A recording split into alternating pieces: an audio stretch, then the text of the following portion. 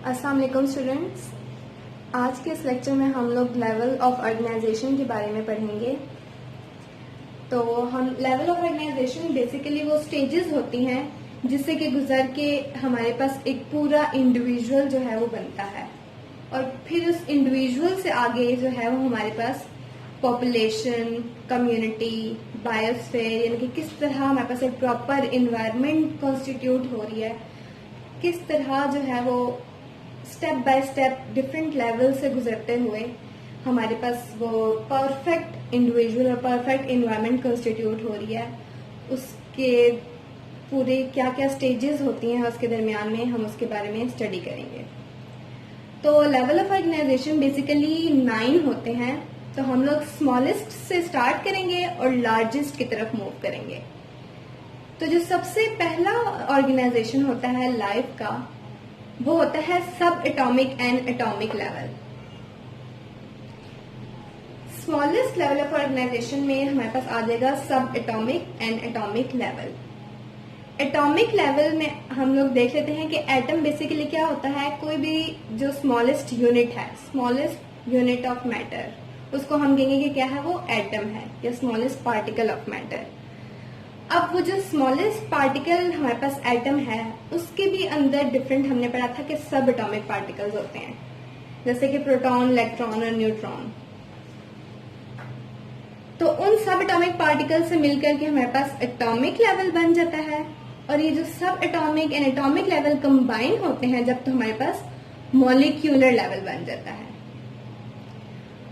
Molecular level में के बाद हमारे पास जब डिफरेंट मॉलिक्यूल्स ऑर्गेनाइज होते हैं, असेंबल होते हैं, वो बना लेते हैं organelle and cell level. Organelle जो है वो बेसिकली सब सेलुलर स्ट्रक्चर्स होती हैं जो कि सेल के अंदर ही प्रेजेंट होती हैं।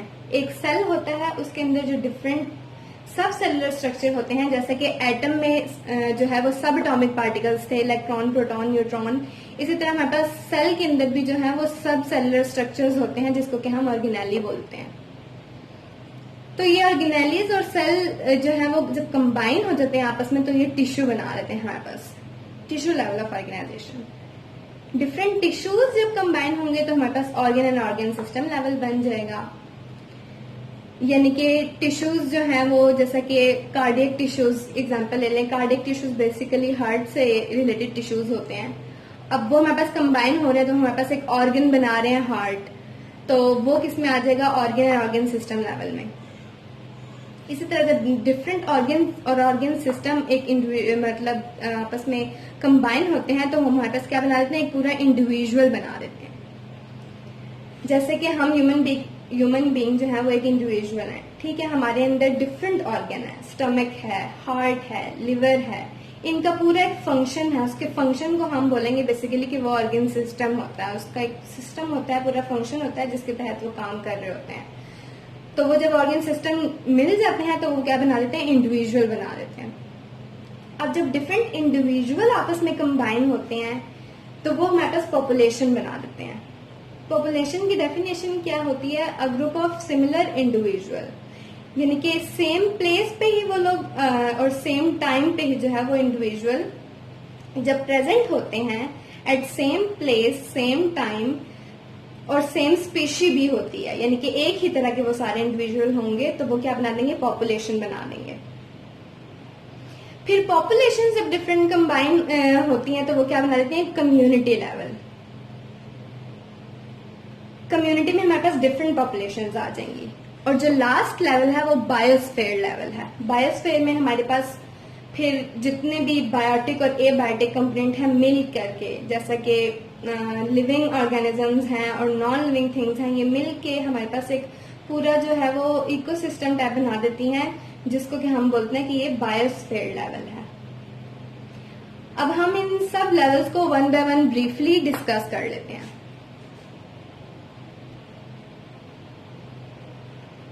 जो फर्स्ट लेवल है हमारे पास वो है सब एटॉमिक एंड एटॉमिक लेवल। सब एटॉमिक पार्टिकल्स हमने बोला कि इलेक्ट्रॉन, प्रोटॉन्स और न्यूट्रॉन्स होते हैं। जब ये कंबाइन करते हैं तो ये एक स्ट्रक्चर बना देते हैं, एक स्मॉलेस्ट यूनिट बना देते हैं जिसको कि हम बोलते हैं एटम। अब ये एटम्स जब कंबाइन होते हैं सिमिलर एटम्स जब कंबाइन होते हैं तो वो हमारे पास एलिमेंट्स बना देते हैं।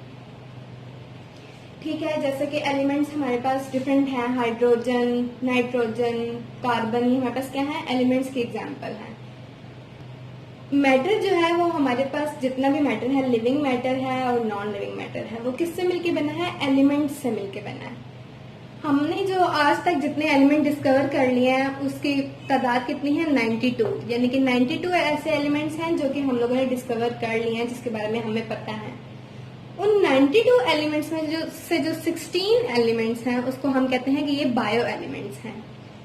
बायो एलिमेंट्स क्यों है, क्योंकि ये क्या करते हैं, ये हिस्सा लेते हैं लिविंग ऑर्गेनिजम्स की बॉडी को बनाने में, ये जो 16 एलिमेंट्स हैं, इसलिए हम इनको कहेंगे कि ये बायो एलिमेंट्स हैं। Bio elements are taking part in making body mass of living organisms. जो ये 16 एलिमेंट्स हैं 92 में से, इनको हम कहते हैं कि ये बायो एलिमेंट्स हैं। अब इन बायो एलिमेंट्स में से जो है वो 6 एलिमेंट, टोटल 6 एलिमेंट, ये किसी भी लिविंग बॉडी का जो 99% होता है टोटल मास का, वो कंस्टिट्यूट करते हैं ये 6 एलिमेंट। बाकी जो हमारे पास 10 एलिमेंट्स रह जाते हैं वो टोटल बॉडी मास का सिर्फ 1% कॉन्स्टिट्यूट करते हैं। अब हमने बोला कि जो बायो एलिमेंट्स में से 6 बायो एलिमेंट्स हैं वो किसी भी बॉडी का जो है 99% जो है बॉडी मास बनाते हैं, यानी कि बॉडी वेट बनाते हैं। वो कौन कौन से 6 एलिमेंट हैं, वो हमारे पास oxygen, carbon, hydrogen, nitrogen, calcium और फॉस्फोरस। ये हमारे पास वो बायो एलिमेंट्स हैं जो कि 99% ऑफ बॉडी मास कॉन्स्टिट्यूट करते हैं किसी भी लिविंग ऑर्गेनिज्म का। ये आप लोग देख लेंगे कि चार्ट में ऑक्सीजन की जो है वो परसेंटेज 65% है, और इसी तरह कार्बन, हाइड्रोजन, नाइट्रोजन की आपको चार्ट में मिल जाएगी, बुक से आप लोग ये फॉलो कर सकते हैं। इसके बाद हमने जो 10 एलिमेंट्स रिमेनिंग रह गए थे वो किसी भी बॉडी का 1% कॉन्स्टिट्यूट करते हैं। अब वो कौन से एलिमेंट्स है 10, वो है potassium, sulphur, chlorine, sodium, magnesium, iron, copper, manganese, zinc and iodine. तो ये हमारे पास क्या है, सब atomic and atomic level. Second जो हमारे पास लेवल ऑफ ऑर्गेनाइजेशन है वो मॉलिक्यूलर लेवल है। अब हमारे पास जो बायो एलिमेंट्स थे लिविंग ऑर्गेनिजम्स के अंदर, वो यूजुअली जो है वो आइसोलेटेड फॉर्म में एग्जिस्ट नहीं करते, वो कंबाइंड फॉर्म में ही एग्जिस्ट करते हैं किसी भी लिविंग बॉडी के अंदर। तो जो बायो मॉलिक्यूल होते हैं वो ऐसे मॉलिक्यूल होते हैं कि stable particle form by bonding of bio element is called bio molecule. Molecular level में हम लोग देखते हैं कि बायो मॉलिक्यूल क्या होते हैं। जो बायो एलिमेंट्स थे वो क्या करते हैं, आपस में बॉन्डिंग बना लेते हैं और एक स्टेबल पार्टिकल बना लेते हैं। स्टेबल पार्टिकल मीन्स कि अब वो स्टेबल हो चुका है, वो जो है वो आसानी से डिग्रेड नहीं हो सकता, उसकी एक अपनी आइडेंटिटी है। ठीक है, तो अब हमारे पास जो बायो एलिमेंट्स हैं वो आपस में बॉन्डिंग जब करते हैं, इधर वो आयनिक बॉन्डिंग करेंगे या कोवेलेंट बॉन्डिंग करेंगे, तो हमारे पास क्या बना देंगे, एक स्टेबल पार्टिकल बना देंगे जिसको कि हम कहेंगे कि वो बायो मॉलिक्यूल है।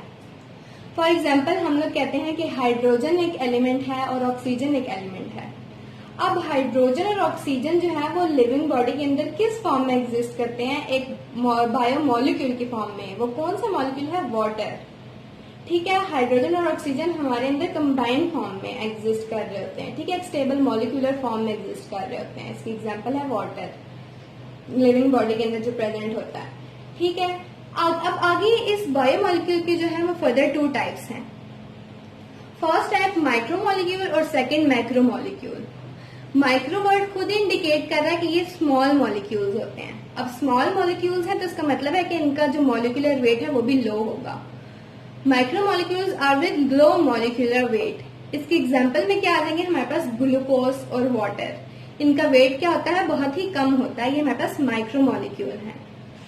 और जो सेकंड है मैक्रो मॉलिक्यूल, इनका मॉलिक्यूलर वेट जो है वो हाई है। मैक्रो वर्ड इंडिकेट कर रहा है कि बड़ा, मतलब ज्यादा, इसका मॉलिक्यूलर वेट ज्यादा होगा। उसकी एग्जांपल में हमारे पास कौन से मॉलिक्यूल्स आ जाएंगे, जैसे कि प्रोटीन्स और लिपिड्स।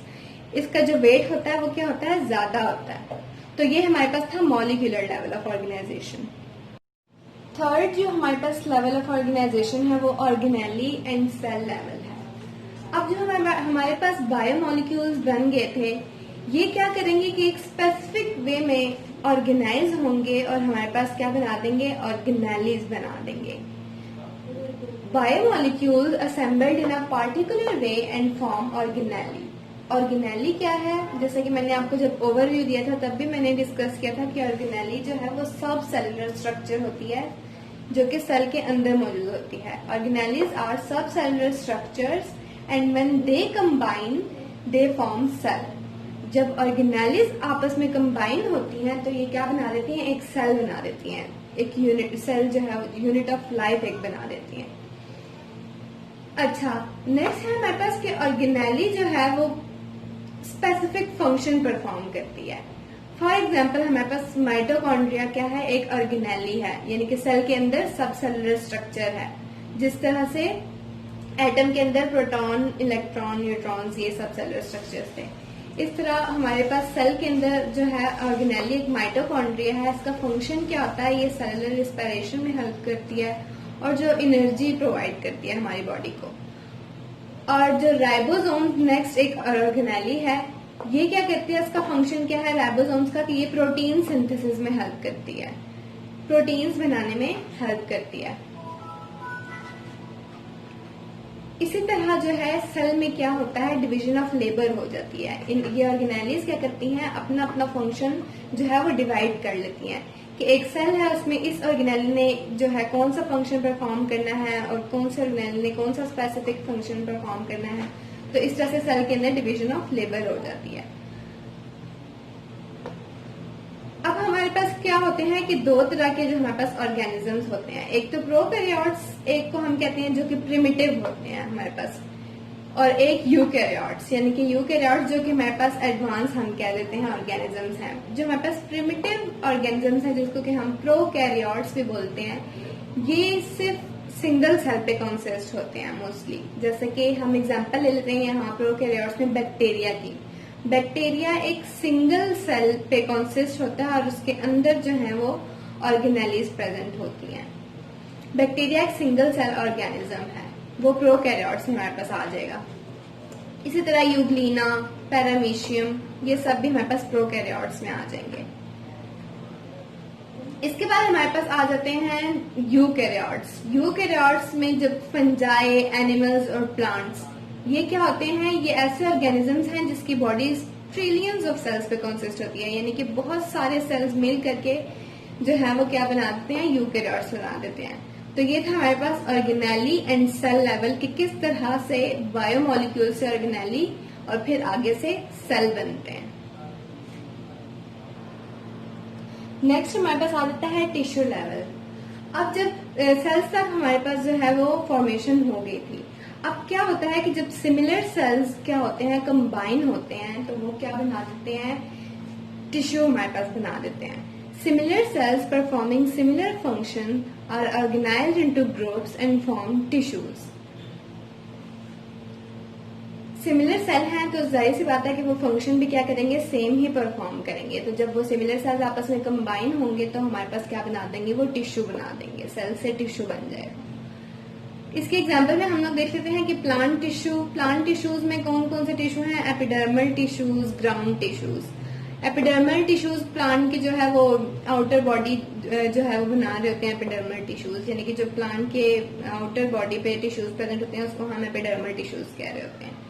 इसी तरह अगर हम एनिमल टिश्यूज में देख लें तो नर्वस टिश्यूज जो कि हमारे नर्व्स में होते हैं, नर्व्स फॉर्मेशन में हेल्प करते हैं, और मसल टिश्यूज जो कि हमारे मसल्स में प्रेजेंट होते हैं। इसी तरह कार्डियक टिश्यूज यानी कि जो हार्ट एक ऑर्गन है वो पहले सेल से टिश्यूज बने, कार्डियक टिश्यूज, और फिर उन टिश्यूज से मिलके आगे हमारे पास जो पूरा हार्ट एक ऑर्गन है वो बना था। तो इस तरह से ये हमारे पास टिश्यू लेवल ऑफ ऑर्गेनाइजेशन तक जो है वो कंप्लीट हो गया है। नेक्स्ट हम लोग लेवल्स जो रह गए हैं हम लोग अपनी नेक्स्ट वीडियो में वो डिस्कस कर लेंगे इंशाल्लाह।